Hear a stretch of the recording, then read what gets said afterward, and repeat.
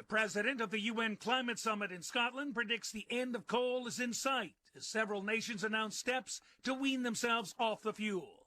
These are your world headlines from ABC News.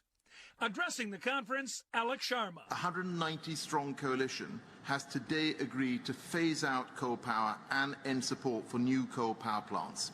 I think we can say with confidence that coal is no longer king. But in the next few years, that will not be the case in a number of big emitter nations such as China and India, where coal use will continue.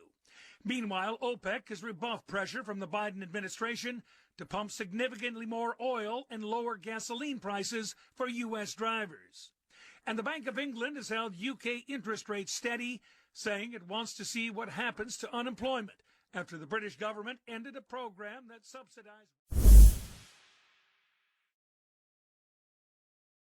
This girl has got the wrong name on Twitter. She signed up 10 years ago on Twitter, and her name is Squid Gaming. Oh, my God. So she's a gamer, so she likes to post things and post herself playing games and all that. But now that she's got Squid Gaming at Squid Gaming on Twitter, people are roasting her. And she's like, I've had this for 10 years. Right. They're roasting her like, oh, what a poser. Because Squid Game is big. Suddenly you're Squid Gaming. As if she just did it now. Yeah. Okay. Well, fuck them. And she has presenting opportunities, you know, with clients and things like that. She's lost 2 of them so far. So she lost 2 clients because her name is Squid Gaming and people are dragging her through the mud. But why would she lose clients over it? She didn't do anything. Because people are dragging her and they're just going right after her because they think she's stealing the name. She's like, no, they stole it from me. So now she's going to be forced to change her name on Twitter because of this movie now that's on Netflix or series or whatever it is. Right. This is so stupid because it's not like she said something terrible about a protected class of people or she did something that was like she Karen'd anybody. She didn't do anything offensive. You know, she's a gamer, so she's a cool chick in the right community. So the fact that I don't get this cancellation of her. Like, so what? Twitter banned her at first.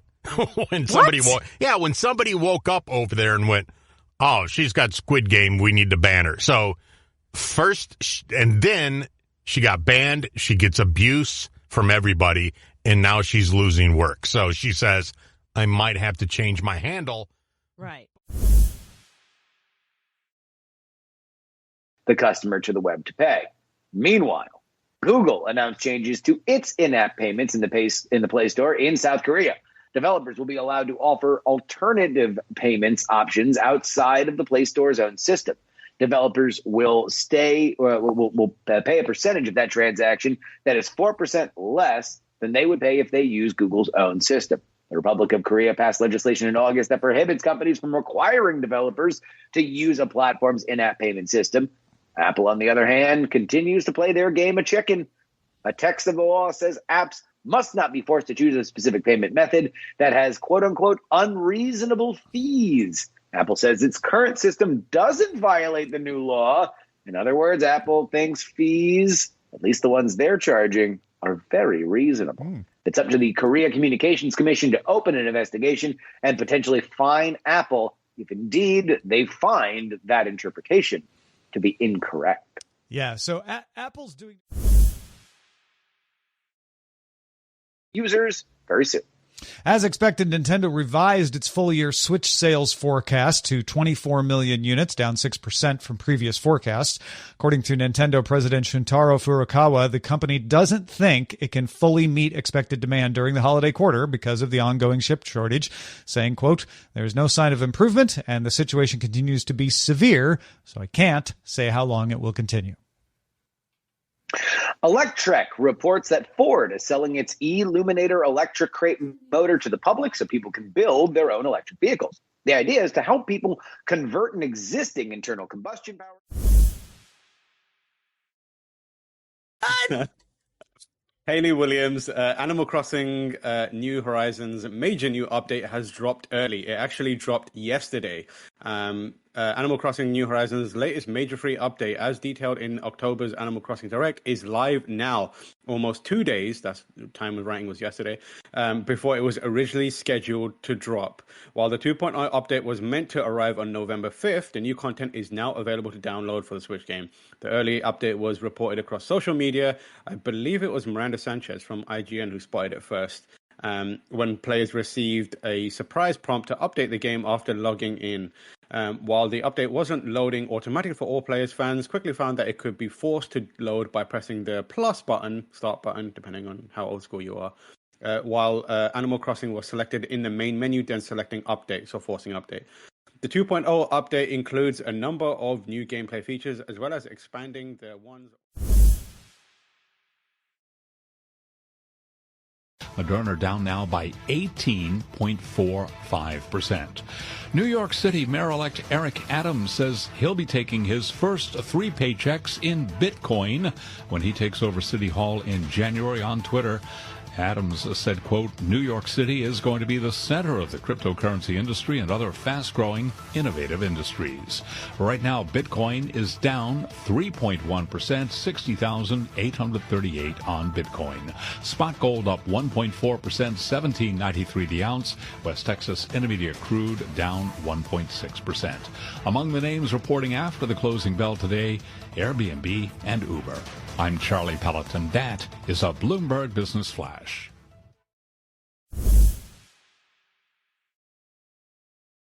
Written by Eddie McCooch, the GOAT. Marvel's Midnight Suns has been delayed. You might have seen this yesterday, but it happened after KFGD, so we want to cover it. Marvel's Midnight Suns, a new strategy game from XCOM studio Firaxis, has been delayed. The game is now scheduled for release in the second half of 2022. In a statement, the studio said that it needs more time to make Marvel's Midnight Suns the best game possible. The extra development time will allow the studio to add more story, cinematics, and overall polish to the game. There's a statement that came out from, I believe it's Jake Solomon, at the studio, or a bunch of people. But it's one of those classic statements where, hey, fan base, we're making this video game. It's got cool stuff in it. We need some more time. We love you. You guys are the world's best fans, you know? I don't know if you know this, but you guys really rule. Anyways, the game's delayed. See you in end of 2022. So boiler. Also, they do the thing where they're like, it's the equivalent of YouTuber apology video where it starts with like a deep breath.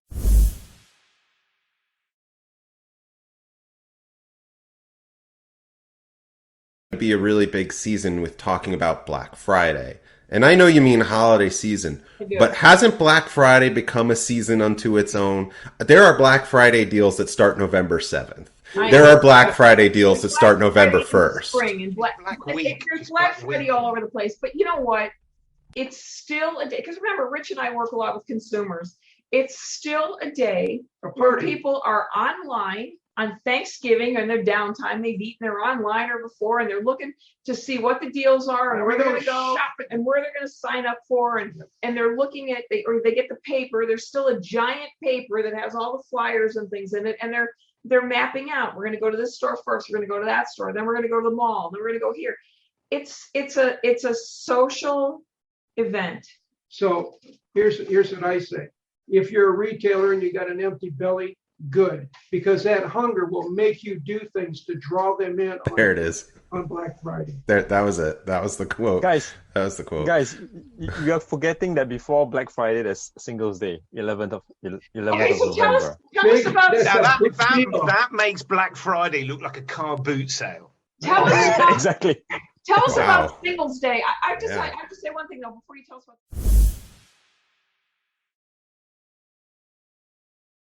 An effort by the U.S. Justice Department called the China Initiative aims to counter the Chinese government's theft of American secrets and technology. Critics say that initiative also has created a climate of fear among Chinese Americans. NPR's Ryan Lucas reports. At a congressional hearing last week, Attorney General Merrick Garland was asked about the Justice Department's China Initiative. He said there are two important things to bear in mind. One is that the People's Republic of China is a serious threat to our intellectual property. They represent a serious threat with respect to espionage. And the department, he said, has an obligation to protect the country against this threat. At the same time, he sought to assure lawmakers that the department plays things straight. We never investigate or prosecute based on ethnic identity, on what country a person is from or came from or their family. Despite such assurances from Garland, the department's China initiative has come under fire. Critics say the program amounts to racial profiling and has created a climate of fear among Asian Americans, particularly those of Chinese descent. There is this fear in the community that economic espionage, that this national security threat is just being used as a pretext. Gisela Kusakawa is a staff attorney for the civil rights organization Asian Americans Advancing Justice. She and other advocates.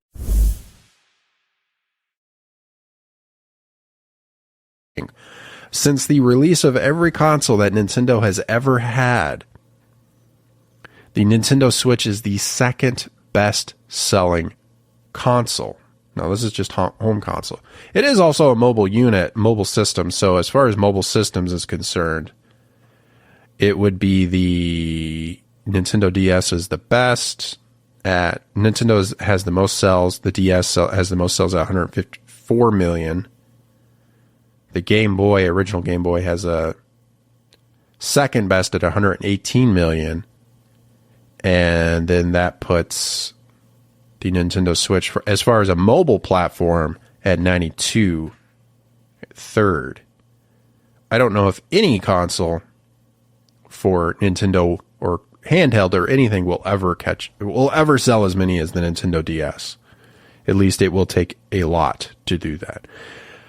The weird thing here is I'm looking at the way Nintendo separates numbers. They've separated the 3DS and the DS as two different systems. If you were to include the 3DS with the Nintendo DS, which some people might, even though technically they're different, the 3DS is basically a different sort of system, I guess. Enough of a different system. But if you were to include it, that would be over 200 million.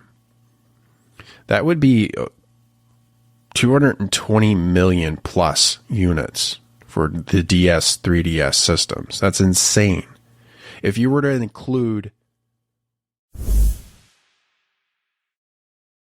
buy it back for pennies. It's kind of, real estate can be, in these big market shifts like we're talking about, a game of musical chairs. Who owns it? You or the bank? Well, you own it now, and then the bank owns it, but they're not in the business of managing real estate. They're in the business of lending on it. So then it goes back to the new buyers. But I'd expect them to step out. And, these players, like you're saying, the portfolio lenders, the bridge lenders, the people who are kind of small enough to underwrite, we'll call it, they're gonna do the underwriting. And I think, if anything, they'll get pinched out by the bigger money, because the bigger that faucet can go off. That's it's one thing I hadn't seen before, and I didn't really factor in until March of 2020. But when the big land trust turns that faucet off and says, we're not.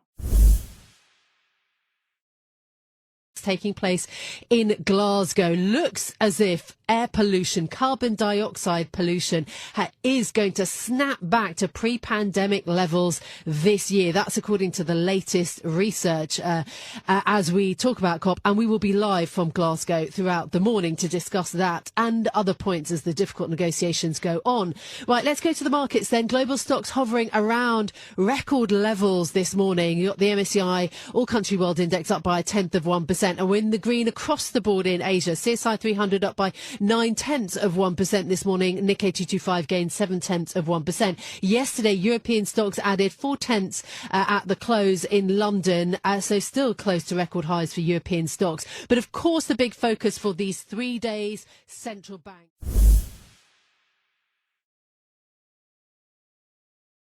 I'm Derek Dennis, ABC News. A new warning from law enforcement about drones and their potential use for illicit activity. ABC's Aaron Katersky has more. An intelligence bulletin obtained by ABC News said a drone that crash-landed on top of a building in Pennsylvania last year was likely meant to disrupt the U.S. electrical grid by damaging the wires and transformers at the adjacent power station. There was no actual disruption in electricity delivery, but the bulletin said the drone had been modified with nylon rope and copper wire. No operator was found, but whoever was flying the drone had removed the camera, memory card, and... NFTs, can they be fractionalized? Famed director Quentin Tarantino is auctioning off 7 never-before-seen scenes from Pulp Fiction as non-fungible tokens, the latest celebrity to capitalize on the red-hot market. Each token will contain content revealable only to its owner, including uncut handwritten scripts of the movie, along with commentary from the filmmaker. Visit BloombergPursuits.com for more. I'm Andrew O'Day, Bloomberg Radio. Wake up and text. Text and eat. Text and catch the bus. Text and miss your stop. Wait. Text and be late to work. Sorry, I'm late. Text and work. Text and pretend to work. Text and act surprised when someone calls you out for not working. Who, me? Text and meet up with a friend you haven't seen in forever. Hi. Oh, hey. Text and complain that they're on their phone the whole time. Text and listen to them complain that you're on your phone the whole time.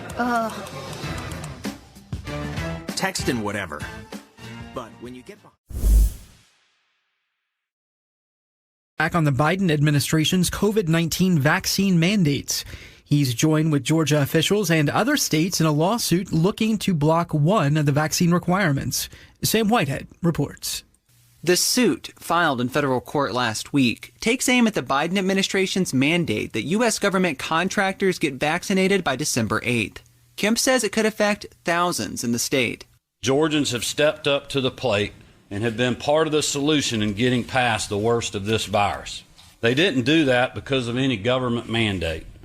Georgia has consistently had one of the lowest vaccination rates in the country, just 50%. But earnings, lots of them. Qualcomm shares are up by about 5%. The world's largest smartphone maker delivered a stronger than expected outlook for the current quarter, lifted by surging demand for 5G devices, as well as the company's push into new markets. Fox Corp reported quarterly sales and earnings that beat analyst estimates thanks to soaring ad sales for sports and other shows. And Etsy forecasts gross merchandise sales for the fourth quarter. That guidance did beat the average analyst estimate. Booking reported revenue. Story number 2, we're getting a new look at Elden Ring gameplay very soon. How soon, you ask? Literally tomorrow. This comes from a tweet at Elden Ring on Twitter. They tweeted out, join us for a 15-minute glimpse of hashtag Elden Ring gameplay on November 4th at 3 p.m. CET or 7 a.m.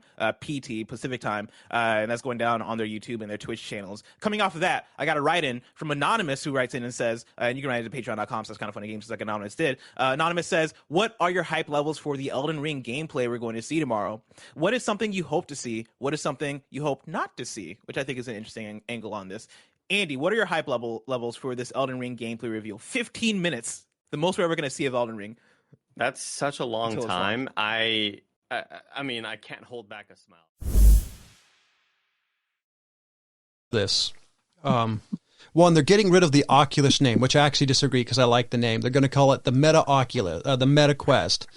But the Oculus Quest is actually tied to your Facebook account. So if you get it banned, you get locked out of your Oculus product. Well, but so the Facebook name's not going away. No, yeah, the overall company. But the Oculus name. The Oculus name's getting away. So basically it's going to be like how Alphabet is Google's parent company. So now the term meta has been around for decades and decades. And I don't understand how a company like Facebook can all of a sudden say, hey, we're going to change your name to a word that's been around forever. And then they're going to go around trying to sue everybody on copyright infringement for using it.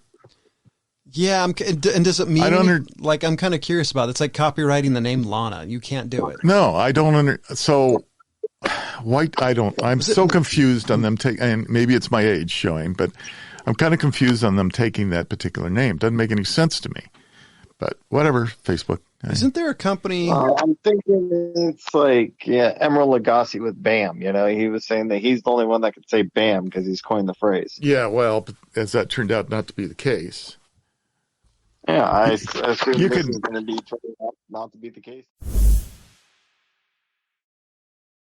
Wants to play it, I guess. Even though Overwatch 2 and Diablo 4 never had a release date, in their earnings report, Activision Blizzard have announced the delays of these two games. This is in addition to a couple of females leaving, a couple of ladies leaving their leadership roles at the company. So I'm sure a lot of you are more than aware of what's going on with Activision Blizzard lately. But this is in regards to Overwatch 2 and Diablo 4. They released an update on their pipeline in the report. And this is from Blizzard directly. These are words from them. As we have worked with new leadership in Blizzard and within the franchises themselves, particularly in certain key creative roles, it has become apparent that some of the Blizzard content planned for next year will benefit from more development time to reach its full potential. While we are still planning to deliver a substantial amount of content from Blizzard next year, we are now planning for a later launch for Overwatch 2 and Diablo 4 than originally envisioned. These are two of the most eagerly anticipated titles in the industry, and our teams have made great strides towards completion in recent quarters. But we believe giving the team some extra time to complete production and continue growing their creative resources to support the titles after launch will ensure that these releases delight and engage their communities for many years in the future. These decisions will push out the financial uplift. What is that? This agreement for a global methane pledge to cut emissions of that really potent greenhouse gas by 30% by the end of the decade. More than 100 countries have signed up onto that. That is a big deal. There was also a real agreement to stop deforestation. But look, the fact is emissions are so high and warming is so far along that that's really not enough to do what needs to be done to keep climate change from really spiraling out of control. And there's been a lot of pessimism and anger from activists at the summit about that. I asked President Biden about that discrepancy at that press conference he held at the end of the trip yesterday. There's a reason for people to be worried.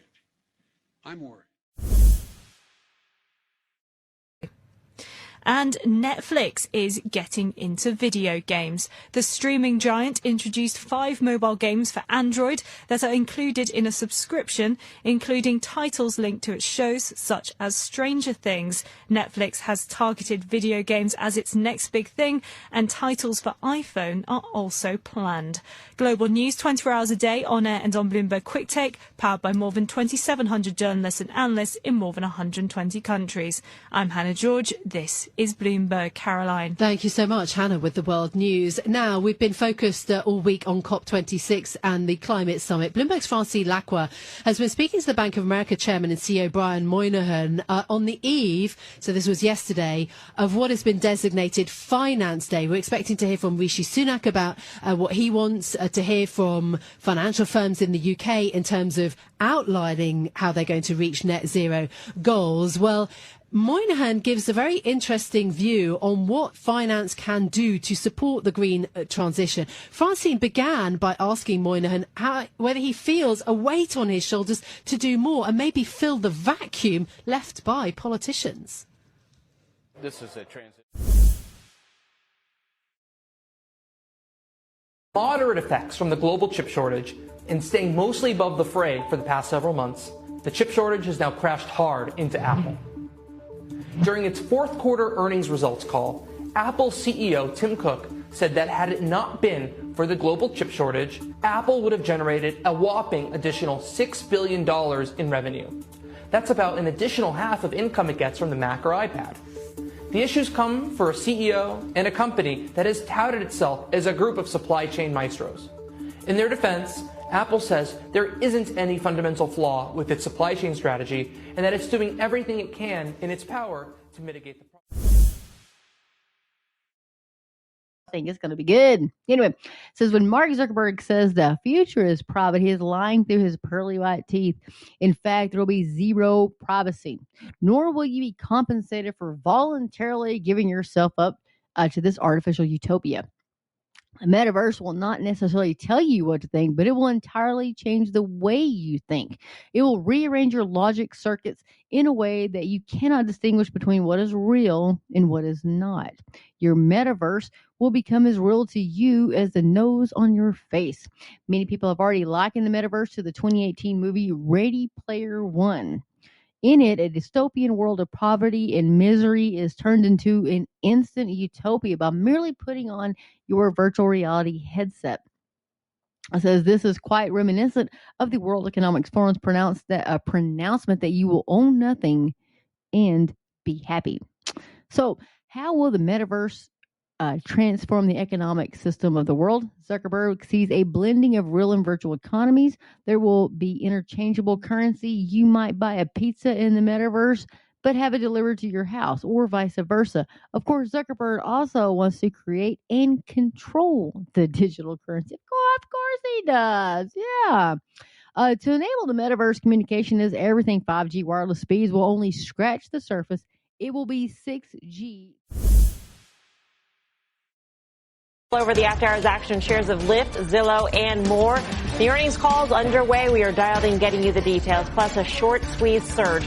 The stock that more than tripled at its peak today. Why the move caught one of our traders' eye and how they're playing shares now. And Las Vegas Sands going all in on Macau, but will the big bet pay off? We'll be joined exclusively by the new CEO, Robert Goldstein, for some answers.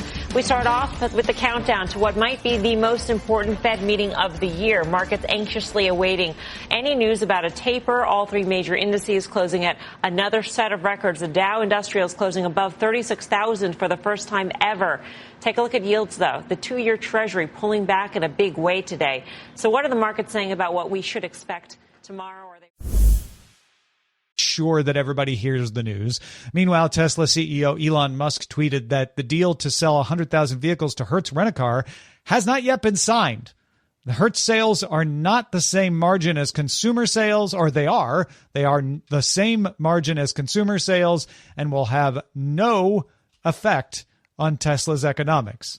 I think he's covering his SEC rear there. Hertz told the BBC it has started taking deliveries of the Tesla vehicles, so it sounds like Hertz is getting them.